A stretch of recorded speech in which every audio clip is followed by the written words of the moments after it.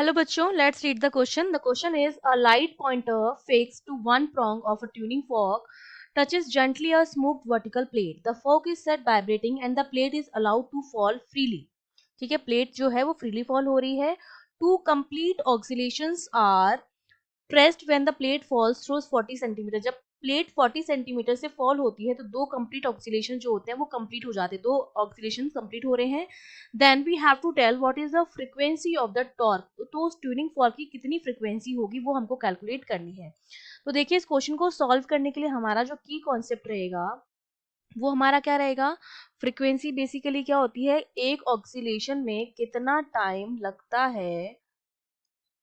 ठीक है, उसका अगर मैं रिवर्स कर दूं तो 1/t वो मेरी फ्रीक्वेंसी हो जाती है. लेकिन यहाँ पर नंबर ऑफ ऑक्सीलेशन जो है वो आपको गिवन है, तो फ्रीक्वेंसी जो हो जाएगी वो हमारी इनटू नंबर ऑफ ऑक्सीलेशन जितने भी हैं. सपोज हमने मान लिया m है, तो इस तरह से हम फ्रीक्वेंसी निकालेंगे. अब हमें m तो गिवन है, वो जो कि हमारे नंबर ऑफ ऑक्सीलेशन है, और t हमको निकालना पड़ेगा. t हमारा क्या है, वो टाइम जिसमें प्लेट जो है नीचे फॉल हो रही है.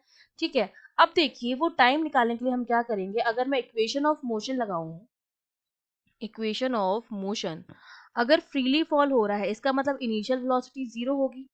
इनिशियल वेलोसिटी जीरो है और वर्टिकल मोशन हो रहा है, तो वर्टिकल मोशन में जब इस तरह का मोशन होता है up and side motion vertical plane में, तो ए जो होता है वो जी से क्या हो जाता है, चेंज हो जाता है. जी लगता है डाउनवर्ड नीचे की तरफ, और प्लेट भी आ रही नीचे की तरफ, तो ए जो हो जाएगा जी के बराबर हो जाएगा. और ऊपर अगर जाती है कोई ऑब्जेक्ट तो जी लगता है नीचे, ऑब्जेक्ट जा रहा है ऊपर, तो ए जो होता है माइनस जी के बराबर हो जाता है अगर वर्टिकल मोशन होता है तो.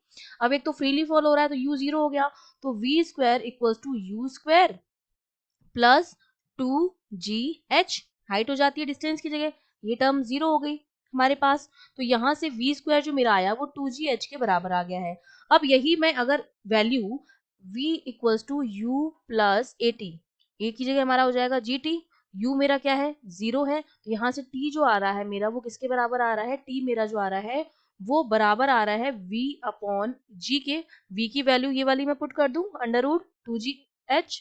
ठीक है, तो यहाँ पर ये जो वैल्यू हो जाएगी, क्योंकि v स्क्वायर की वैल्यू है तो v की वैल्यू हो जाएगी अंडर रूट 2gh, तो हो जाएगा under root 2gh upon g.